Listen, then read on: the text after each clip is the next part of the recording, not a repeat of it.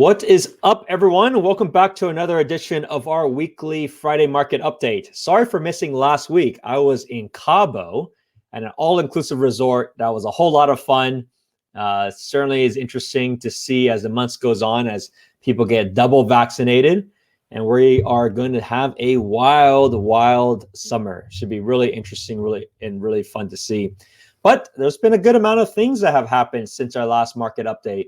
I'm going to cover the things that I saw in the last week, give you my thoughts. But the biggest news of them all is this one. This one is the one that catches headline articles. Google, quote unquote, backtracks on office returns and will allow employees to work remotely. Kind of. Let's take a look. Anytime you look at these headline articles, I want people to always read and see what exactly the execs have said. So, Sundar Pichai said he expects 60% of the company's global workforce will return to their pre-pandemic offices a few days a week, while 20% will move to a different office and the remaining 20% will work from home. It's a slight departure from Google's previous plans in which all employees would have come into the office 3 days a week. This actually does not change a whole lot. And this actually tells you a big reason why there's been a lot more activity as people come back to the office and being closer to the offices. I have a lot of clients that work at Google and Facebook. A lot of them are moving pretty close to the office because they understand they don't want to deal with the traffic patterns.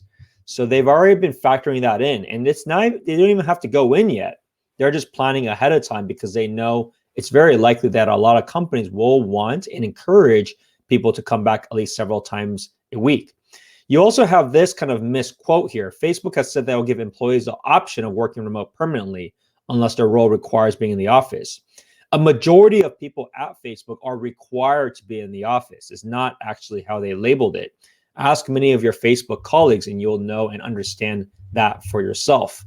The ones that are able to work remotely tend to be a little bit more senior, and they need expressed permissions from their managers to be able to do that. So it's a slight change, but we will see how this plays out. I mean, at the end of the day, the policy, as you can see, doesn't happen until September 1st. I know people are going back to the office already at this time if they choose to do so, but we will see how traffic patterns happen again once September hits around, because that's when a lot of companies will be moving and having things kind of return, quote unquote, back to normal. But it does not mean there's not activity that's happening. As you can see, Microsoft grabs big chunk of North San Jose land. Vacant land is part of North San Jose tech hotbed. So this whole area itself was a somewhat unexpected move because it's not very common for companies to actually own the land itself. Many times they just sublease space or just lease space from other builders. So for them to see an opportunity to buy additional land just shows some interesting thoughts as to how they look at the Bay Area. Now, this is not likely to be an office space because most of it out here tends to be, I think, a little bit more industrial, but you never know. It seems like it could be a combination of a data center, but there may be some staff there, but we'll see what happens over time. One of the areas that is incredibly hot right now, for those that you may have noticed, is kind of South San Francisco. So Kilroy is a huge developer, and they plan to make a $900 million bet that Bay Area biotech boom outlasts pandemic. And I think it's going to be interesting to see, but it'll likely make this area altogether in South San Francisco even more incredible. I mean, it is really dense of talent and really dense of the biotech industry there. So they're going to be looking to add, looks like another 3 million square foot of office space. For those that are familiar at Oyster Point, drive by there, you'll see there's so much new buildings and just space altogether. And that area is not stopping. And this is an interesting aspect too. Most in biotech tend to need to be in the office. So they've been one of the first to actually go back to the office.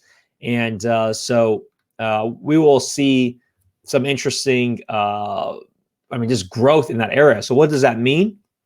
There could be a lot of people want to live, especially in South San Francisco, but a lot of people may choose to live in San Francisco again because it's not very far from these offices. And I know there's a lot of shuttles between San Francisco and South San Francisco. So very interesting and very popular, dense hub when it comes to biotech. There is other news as well. Applied Materials is not a fancy quote unquote company, but they have a lot of employees, and even themselves are widening their Sunnyvale holdings with new purchases. This was also unexpected, but they have continued to buy out more office and research space as they continue to expand. They're not a glamorous company by any means versus like big tech. You don't see them on the news a lot, but given they are a supplier of semiconductors, I mean, the semiconductor industry has been on fire, has been doing very well. And there is a lot of discussion related to infrastructure plans potentially on the semiconductor arena and that space. So, I mean, I think they're planning ahead for the future. We all know there's a massive chip shortage across the entire world, and it's very difficult for them, for anybody, to produce more than what they have. Yet the demand side continues to be extremely, extremely strong. So as you can see, Applied Materials is a huge benefactor of the global chip shortage.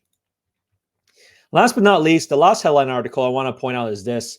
The East Bay real estate market is so hot, houses are selling for more than $1 million over asking price. Now, this works in two ways, and we covered that in one of my previous shows. Number one, the standard practice in the East Bay, especially in Alameda County, is agents tend to lower it artificially low to begin with. And we're talking about 30 to 40% what it should sell for. Now, some can choose to do it whatever they want. I mean, there's nothing that prevents me as a listing agent of putting a house on the market for a penny if I wanted to. Now, at the same time, there are certain examples like this particular one, which was a very beautiful house, to have sold for significantly more, but it did not actually sell for significantly more than it probably could have sold for. What I mean by that is if you wanted to do your analysis, you always compare what houses are selling for in the area in the last couple of months. Don't worry about the fake list price. It's just going to either discourage you or give you a false hope. You want to understand and ask your realtor to send you exactly what it sold for and what this will likely sell for. A top producing realtor will definitely be able to tell you that guideline, but also be able to just share the data with you for yourself so you can see that, hey, look, I'm not making things up. You can easily see what this will go for.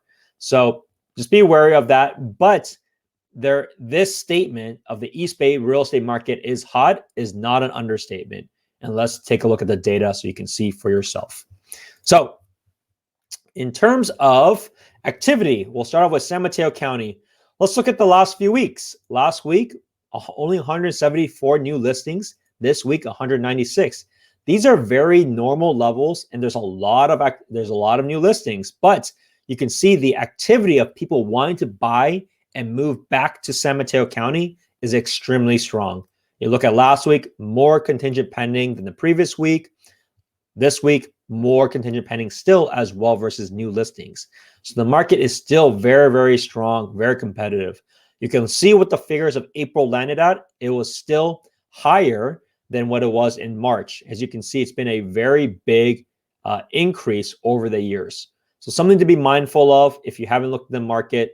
It's at least a 15 to 20% increase over the previous year as well. And it doesn't seem like it'll be stopping anytime soon. So if it's not going to work out, understand that. Change your search to the East Bay, change your search to the South Bay, consider San Francisco if you haven't before. You need to adapt to these situations. Look at even condos and townhomes. Even they have significantly increased versus the lower time period of the winter season.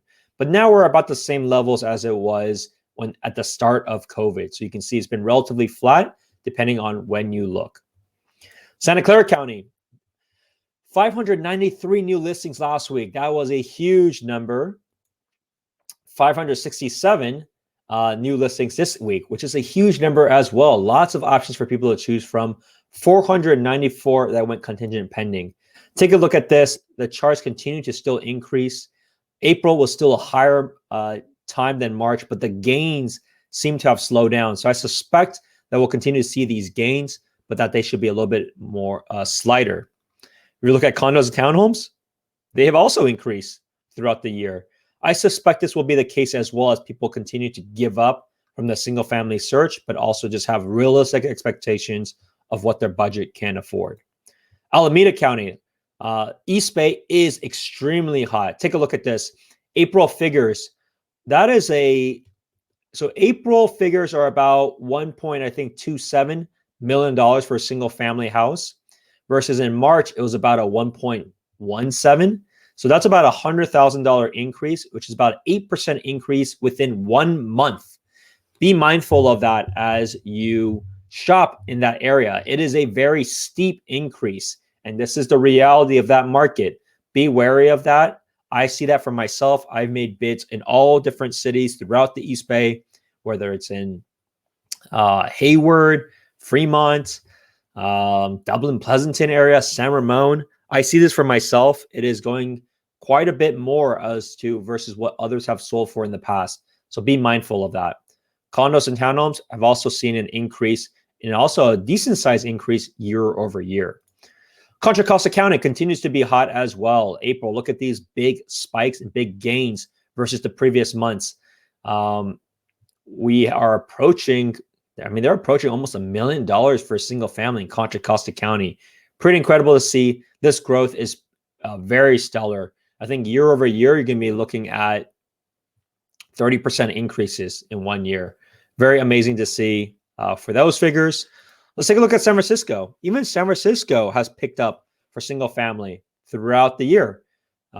April figures have been probably about a 4 to 5% increase versus the previous months. So a lot of people have been flocking back to San Francisco, especially as things have opened up. And even for condos and townhomes, I get this question all the time, like, what does the condo market look in San Francisco? It really depends on the location. If you're in like Soma, it's not doing as well, but places on the outskirts, which tend to have more space, tend to be doing better. However, ultimately, it's been about the same as it has been throughout the year. Nothing too dramatic, good or bad. So I hope you got to check this out and understand what is actually happening with the Bay Area real estate market. If you or anyone you know has any questions or anybody's looking to make moves, let me know. I'd love to get introduced to be able to help you along with that journey. If you have any questions, feel free to leave it in the comments below. I reply to all my comments, and I'll see you at the next one. Bye now.